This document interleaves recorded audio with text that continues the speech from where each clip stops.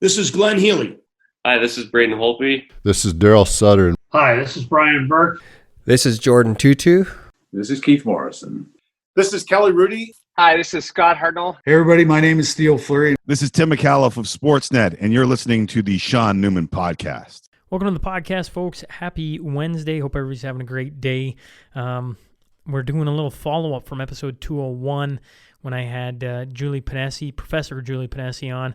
Obviously, things have changed in her life, and I thought it just to get her back on, update everybody, discuss some things, and obviously we're going to hear that. But before we get there, let's get to today's episode sponsors. Jim Spinnereth and the team over at Three Trees Tap and Kitchen. They got a new beverage on tap, the Honey Cream Ale from Siding 14 Brewery in Ponoka.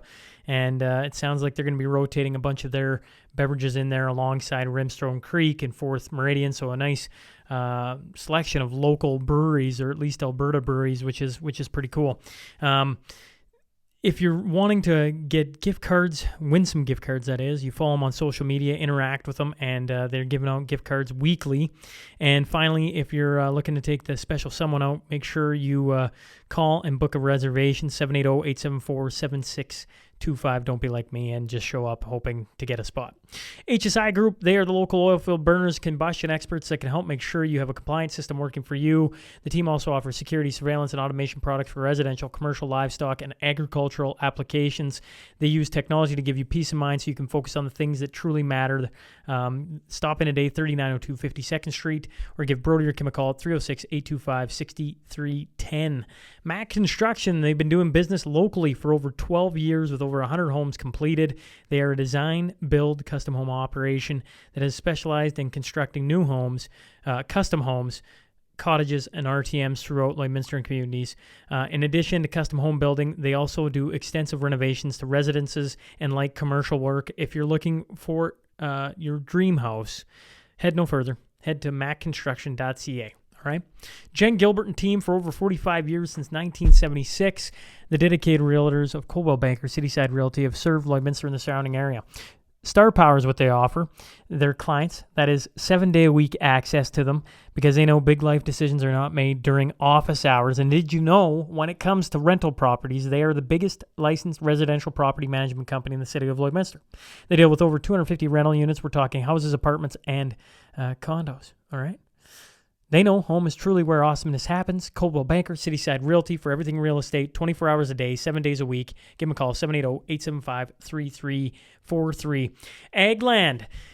Now, harvest is slowly, quickly. I don't know what the farmers say. What do you boys saying out there? You're probably yelling at the radio right now. I say quickly, but maybe you're praying for dry days so you can get it all wrapped up. Agland wants to let you know they still have a great selection of pre-owned combines with excellent financing, so stop in today and see how they can help you. And here's a little bit of Agland history. They started here in Lloydminster back in 1957 as a John Deere equipment dealer with a staff of 6. Now they have over 60-plus years of business and have changed while they're now operating in multiple locations, Vermilion and St. Paul, with their staff of over 130. And they sell and service John Deere products as well as other lines such as Brent, Bobcat, Dangelman, and AA trailers. They're located here in Lloydminster on Highway 16 and Range Road 14 on the west side of town, or just give them a call, 780-875-4471. If you're looking for outdoor signage, the team over at Read 'em Right is what makes the podcast look sharp. If you've seen the billboard, give them a call, 306-825-5111. See what they can do for you. Maybe hassle Mrs. Deanna Wandler. She always seems to have some great ideas, and I'm sure she'll be willing to field your calls. Gartner Management is a Lloydminster-based company specializing in all types of rental properties to help meet your needs. Whether we're looking for a small office or a 6,000-square-foot commercial space, give Wade Gartner a call today, 780-808-5025. And if you're heading into any of these businesses, make sure you let them know you heard about them from the podcast, right? Now, let's get on to that T-bar one tale of the tape.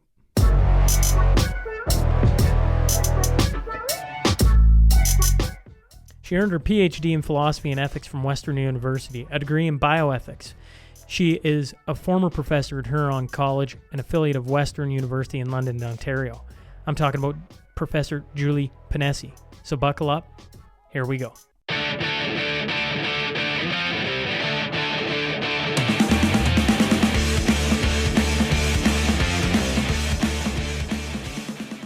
Welcome to the Sean Newman podcast. Today, I'm joined by Professor Julie Ponesse. So first off, thanks for hopping back on.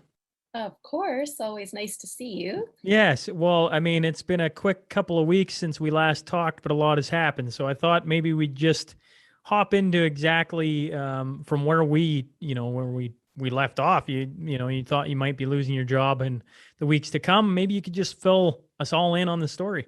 Yeah, I was going to ask you, where did we leave off? It was probably shortly before the start of classes when we last talked, I guess. And we had, so I taught at Huron College, which is an affiliate college of Western University. I taught philosophy, ethics, and ancient philosophy. Been there 7 or 8 years, I think. And Western imposed a vaccination mandate that got sort of more progressively stricter as the summer went on. And by the time the start of classes hit, it was a pretty strict mandate that did not allow for testing in lieu of vaccination, and you needed to be double vaccinated by a certain date. You had to upload proof of your vaccination status and also wear a mask in the classroom. And I'm sure I told you this before, but I had written a letter to my president, dean, and chair outlining my sort of general philosophical, moral, scientific concerns with the mandate. I didn't receive a response from that until very close to the start of classes. And my dean said, "So can we assume from this that you won't be complying with the mandate?" I didn't respond to that. I had a lawyer write a letter on my behalf to request accommodation under the Human Rights Code. I decided in the end not to submit that accommodation because on careful reflection, I thought about this a lot. And I know that there's there's disagreement among people who oppose the mandate about how to proceed in this respect. But my own personal feelings after reflection is that I felt as though applying for accommodation, which is sort of to make yourself an exception to a rule, in some sense endorses or supports or acquiesces to that rule, right? So it sort of says, well, in general, I think this makes sense. In general, I support the idea, but I just think it shouldn't apply in this particular case. And my objection to the mandate is much stronger and more principled than that. I think we never should have gotten to the point in society where we're looking at mandates, especially on a university campus where we're talking about, the vast majority of a university population being people for whom COVID poses a very small risk and for whom it isn't clear, I think, what the risks from the vaccines will be. So it was important to me to oppose the mandate itself and not to support it in any way by making myself an exception to it. So I refused to upload vaccination status. One thing led to another. The video in which I sort of explained all of this came out right at the time when all of these employment decisions were needing to be made. Long story short, my dean sent me a letter last Thursday, I think it was, or are we a week away from that now? I think it was last Thursday.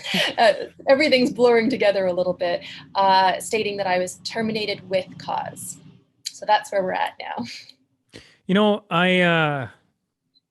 I feel like the first time we sat and chatted, you were apprehensive about what was to come, and now I don't know. You seem at ease, maybe. Or am I wrong in thinking that?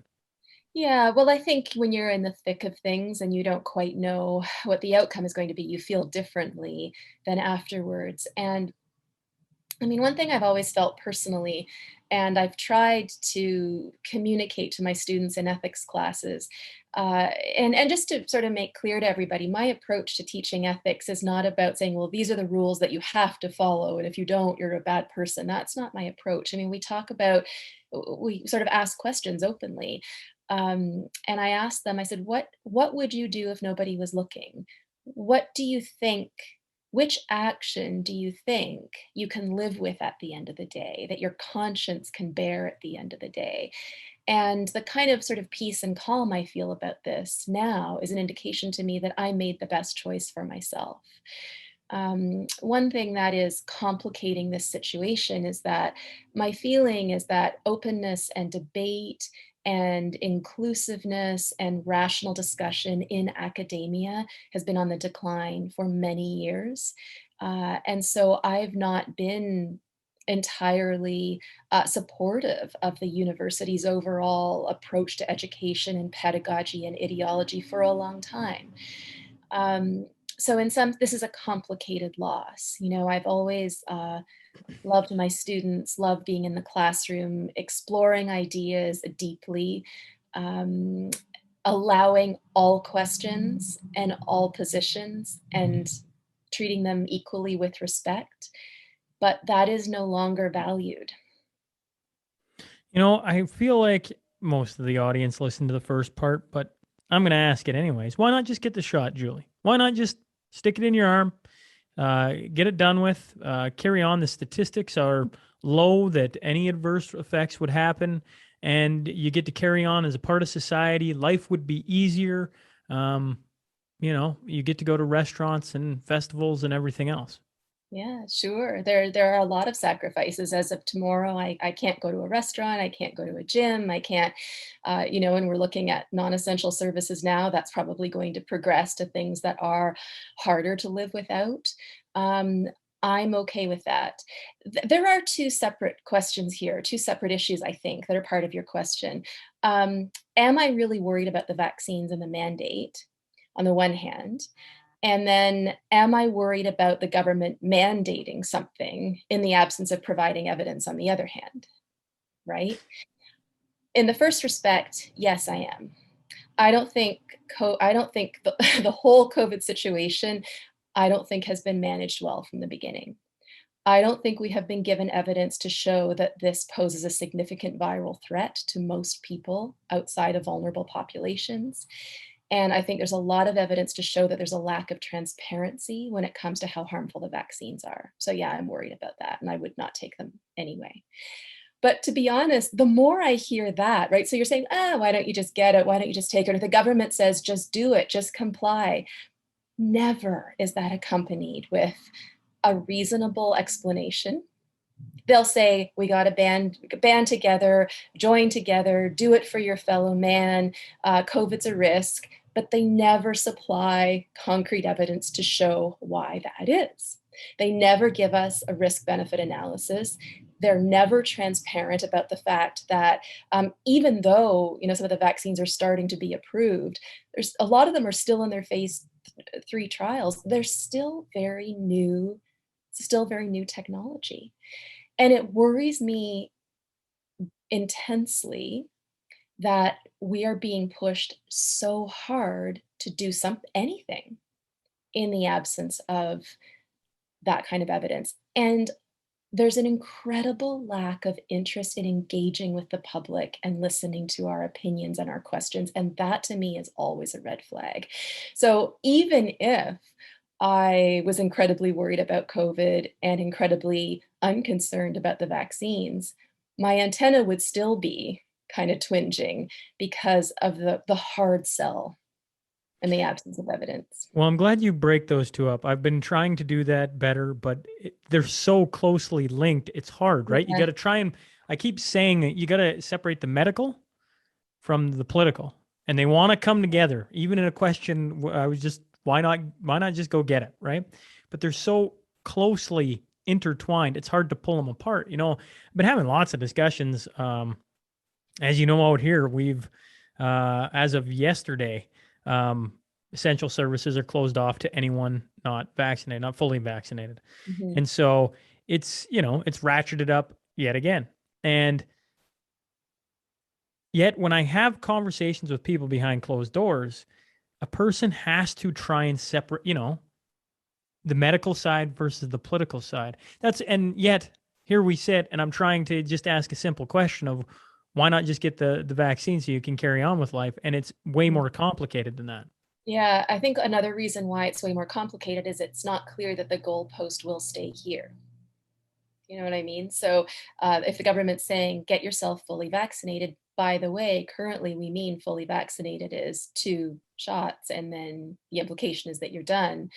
I don't think what we're seeing from the government makes it clear that that's the end of it, right? We're starting to see talk about boosters now. It's not clear that there will only be one of those, because it's looking like efficacy that the vaccines have, if they even have it, is something like 6 to 8 weeks. And then you need to load yourself up again, right? And it's not clear to me that the sort of government intervention into our medical lives will stop at boosters, right? They're starting to we're starting to do some investigating into other pharmaceutical non-vaccination products for COVID that may be required. We may have a full digitization of our medical records. I think it's important to think about where is the line for you as a citizen, right? Are you the kind of person for whom it is reasonable and right to do whatever the government tells you? And I think a lot of people fall into that category because there's a lot of trust in government right now, right? I think, and I've heard this anecdotally from a lot of people that, well, the government, that's where all the experts are. They're in touch with all the experts. They can't possibly be wrong. We have built this system of democracy in Canada over decades, if not centuries, and we need to trust that in order to work collectively as a group. So there are people for whom like there is no line in the sand because they will do whatever the government tells them to do without limit. There's probably people with no line in the sand because they've never actually thought about it. I know if I speak specifically for myself, I go back only 8 months to a year ago. Me and one of my older brothers got in an argument, like a big old argument. And in the middle of it, he put that line in front of me. Or said that line, sorry, which is about a line. Where's your line? Like, where's the line? I'm like, you know what? That's the best thing you said out of this entire conversation. And I meant it because now I hear it everywhere. Like, where is the line? And for everyone that now is listening to this podcast, for certain it's been said multiple times, and I hear more. Well, just another person here, yourself, saying, everybody needs to decide where their line is. All of our lines aren't going to be the same spot. That is, I mean, sure, when it gets to a certain stage, everybody could agree, well, we never wanted to go there, right? But along the stages of getting there, everybody's line is at a different spot. Yeah. I think what I'm seeing now, Julie, and maybe I'm wrong on this, but I feel like you can, if you just listen to what's being said, you can kind of see where it's being steered. And I think it's being steered more and more towards kids. And the kids are carriers of the virus and everything else, right? And I hear, you scared me last time with the facilities. And I read into that. And I was like, oh my God, like, when you read it, Julie, I wasn't misleading you. No, when you read it though, Julie, you're like, you know what? They make like my brain going, yeah, you know what? They're going to do it for high density populations. If you can't isolate from your family, now you go here and it's all like, oh, that's kumbaya. It's nice. But I agree with you that that's how it starts. And then how does it slow? Now you have these facilities across the country. That doesn't bode well. Well, the thing that I've been following along, because I have 3 children, 5 and under, is now they're talking about this 5 to 11 vaccine, right? And then it's going to have approval in October. So for all the parents sitting there going, my line is my kids, and my kids got 7 years or 8 years or whatever it is, and they don't. Like this is coming fast. And I think that's great. I have people talking about my show in particular, Julie, raising concerns about me continuing to talk about this subject, which is interesting. And I have to make sure that they understand, part of it is, I think it's extremely strange, weird, whatever word it is, that a lady as fine as yourself, who speaks as well as yourself, just says, I just don't want to get it, gets like, has to make that line, has to draw that conclusion. And that's where we're at in Canada. The next one coming for me is my children. Like, I don't know. I think all of us as parents have to make that decision. Like, are we just going to put it in there when we don't know anything about it? Like we don't know. And I think the political pressures are going to be harsh. I think we're going to see the government try and take just about everything away from us until we comply. That matters. I mean, I know I've spoken to a lot of parents who have just, so this is mostly in the university context because that's where we've started, okay, right? Moving down the age groups, but a number of parents or university age adolescents or young adults have already pulled out of school because they would rather lose their education than incur the potential risk from the vaccines, right? But how is that going to work in the lower age groups, right? When we get down to the high school students and the elementary school students. And now we have issues with parents who need to work while their children are in school. And if your child can't go to school anymore, how do you navigate that situation economically? And what if your child's physician or clinic or hospital refuses to treat children who are not vaccinated? We've seen this. I mean, this is starting to happen, right? There's the very well-known case of the woman on the lung transplant list in Saskatchewan, I think, isn't she? And being removed because she's not vaccinated. So we're seeing that restriction. It's one thing not to be able to go to a restaurant or a gym, right? And then it's another thing not to have access to education because there are still other ways of becoming educated. But then when we start to see incursions into these things that matter deeply, it's very scary. Now, I gotta ask, because I've been trying to figure out, how do, like, is this just here in Alberta, Saskatchewan, the Delta wave is, I don't know of many people that don't know somebody who's had Delta, been sick with it, et cetera. It's very perceptible, right? It's like very right there. Whereas the first wave for us out here was not there. I don't know how better to say it. Like, you heard about stories, but nobody knew anybody, and the only people you knew had a few symptoms and it was gone, and they carried on with life. Yeah. Are you seeing, like, I'm trying to figure out if this is like a 3-month thing, a 6-month thing, like, you like, there's no positives coming in the near future. And the reason I ask that is, so just bear with me here. I know of a letter going around amongst Alberta health staff, right? Yeah. I just watched a video of a doctor in Alberta speaking to like 1,200 people, and what he's talking about, I'm like, how can he talk about this? And then other doctors talk about that, and you're like, what is going on here? Eventually, doesn't have to get picked up and the equilibrium kind of balance back out, or no? Like, that is a wrong thought process altogether. I don't know. There are a lot, and we're kind of getting into the scientific medical territory here. And I usually like to, I think you've had Steve Pellick on Yes, your show, absolutely. and, I usually like to leave those issues to people like that. But I know one thing that they're telling us is that one possibility is that the variants, Delta included, are fueled by the vaccine. Yes. By the vaccinated people, right? So it's a very complicated medical epidemiological situation. And the thing that worries me, so from an ethical point of view, transparency of information is crucial because that's what we need in order to be able to make informed decisions.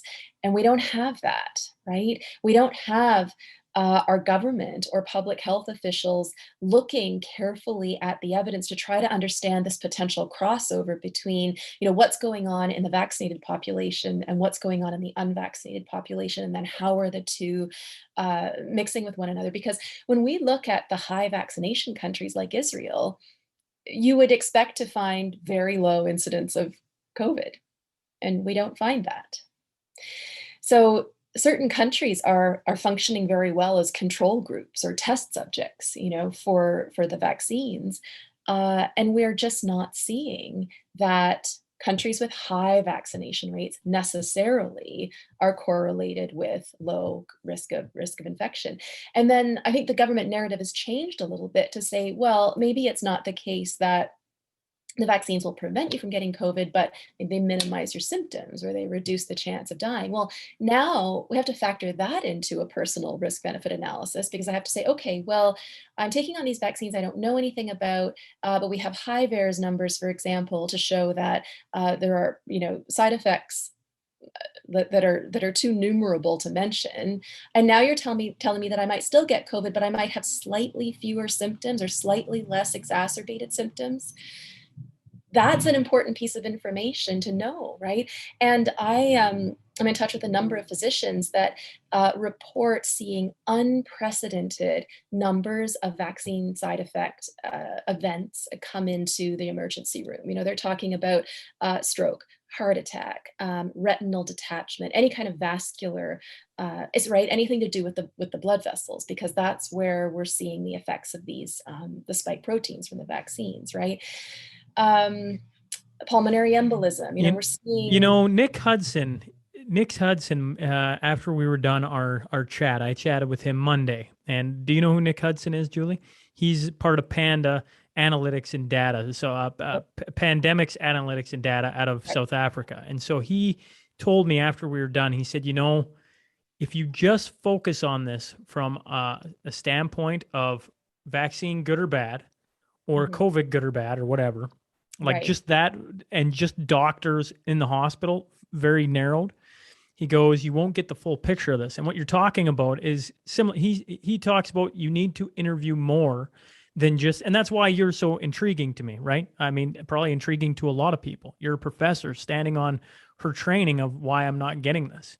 And you're a different story, no different than Stephen Pellick, than a doctor coming out and saying, medically COVID isn't that bad for whoever, right? I'm being very general and dull about it. But to open up the conversation to say that there's more people that are experiencing the effects of this, you just have to find them to let them show you what they're seeing, because society just isn't doctor to hospital in person, right? Like there's so many things, you think of, I'm just thinking of the medical thing, but just in the medical world, ambulance drivers and paramedics, and now we're starting to see, I've seen the video from the funeral home man from, I believe it's the United Kingdom, and things like that. And you go, oh yeah, that would, like, those are different ways to talk about the same subject from different perspectives.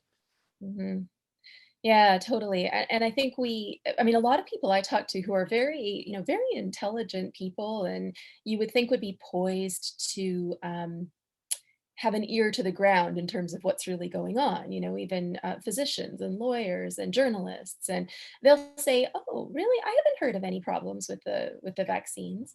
And then we hear from physicians who say, well, when I try to submit an event like one of these vascular events to the Canadian reporting system, over half of them are returned saying this is irrelevant. It's not caused by the vaccine, clearly. Right. So there's this problem, it seems, in terms of, and I'm not saying clearly, that there's a I get what you're saying. It's no different than it's just a warning flag, and you just gotta see it for what it is and go, that doesn't seem right. And there's a lot of things along this path that don't seem right, but for the most part, it's just like, carry on. It's going to get better. The things are going to get better. Things are going to get better. In 2 months, it's going to get better. I don't know how many times I've said that. Like, in 2 months, it's going to get better.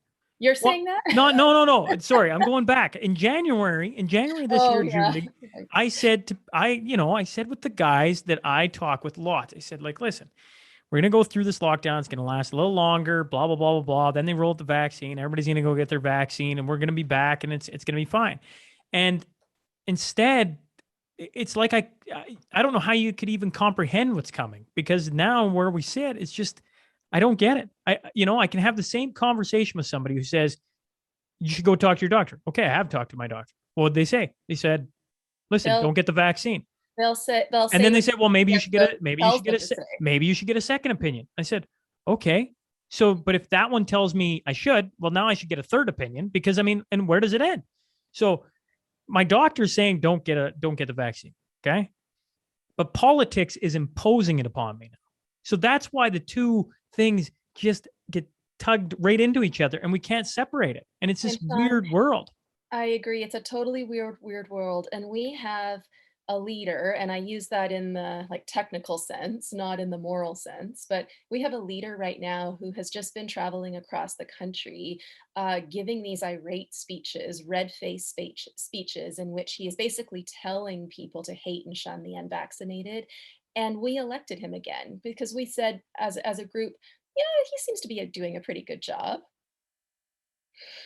So there's this, I think you make the good point that there are a lot of moral, social, political issues here that have nothing to do with science and medicine. I think in some sense, we have been primed morally and politically, and in terms of what most of us think democracy is supposed to look like, in terms of the trust that most of us place in mainstream media. I think we have been primed to respond to a perceived viral threat in exactly the way we're responding. I don't think any of this is surprising, to be honest. I'm curious. Before I only got a couple more minutes with you, so I'm conscious of the time. I don't want to run us over. Um, how has the feedback been for you since it all played out? Yeah, it's interesting. I mean, I've had comments from people all over the world, Austria, Australia, Brazil, Germany, Russia, Scandinavia, through email, LinkedIn, Facebook. I mean, Instagram, everything. And I've probably got I'm sure I'm over 1,000 now from people all over the world. Vast majority are supportive, maybe 1% is not. The most of the people in that 1% group are faculty members at Western. So they're the ones Isn't who hate me the most. isn't that wild? Yeah. But, one thing that's interesting in a lot of these messages, a lot of people say that they're so appreciative that someone is starting to kind of step out of the shadows. And some people will even say, I'm vaccinated myself, or I maybe don't agree with you about the science or something, but I really appreciate that you are willing to take a stand and voice your opinions and give your reasons. And so that to me is very respectable in terms of democracy. I think we need more of that, right? More people who maybe make different decisions for themselves, but they can respect the decisions of other people and are still willing to talk and explore ideas and exhibit curiosity and respect and all of those things that are so important in society. Yeah, well, I do commend you. I mean, I just I have a hard time getting my brain to where you're sitting at, right? To taking, I don't know, it's not the bullet, but you know what I mean. Uh, and then sitting there on the other side. Um, do you have plans on what you're going to be doing? I mean, obviously you're going to be talking more. I assume your interview schedule is rather full because, the day I released our talk, I looked and the video was going around of you leaving your job, right? Essentially Oh, the okay. termination. And Yeah. so I was like, oh my goodness, like that happened fast. Like that was like a day and a half and it had happened since we talked. Hmm.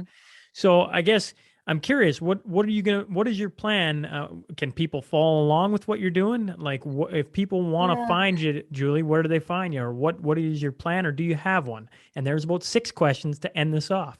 I see that, and I have 2 minutes. I mean, I'm thinking about things right now. I think it's important to have some family time. There are questions about how to respond to the termination situation at Huron, and I think I probably shouldn't go into too many details about Sure. that right now. I think one thing that's important is, it's important not to lie down at times when it's especially important not to do so. Um, if we just turn a blind eye to what we perceive to be an injustice and everyone else does that, we will just fall like dominoes, right? I think that we need to stand up and we need to do it together. And we need to say to our old and new prime minister, to our public health officials, that they owe us more than they've given us. And I certainly hope that our judicial system supports that request. I have some personal projects in the works, things that I've done for years that I will probably continue to do that I find very fulfilling. But maybe we'll do another chat someday, and I'll tell you about that. Well, I do appreciate you coming back on, Julie. I know Sure. we got the time crunch. I appreciate you giving me half an hour full throttle, Julie. That's in the short time I've got to know you, that's exactly what it's been. It's been a lot to get the brain working and thinking about more than just what you perceive right in front of your eyes. So I appreciate you coming back on, and I wish you nothing but the best here in the days and months ahead. Of course. Thank you so much, and you take care out there. Thanks, Julie. Bye. Hey, folks, thanks for joining us today. If you just stumbled on the show, please click subscribe. Then scroll to the bottom and rate and leave a review. I promise it helps. Remember, every Monday and Wednesday, we will have a new guest sitting down to share their story. The Sean Newman Podcast is available for free on Apple, Spotify, YouTube, and wherever else you get your podcast fix. Until next time.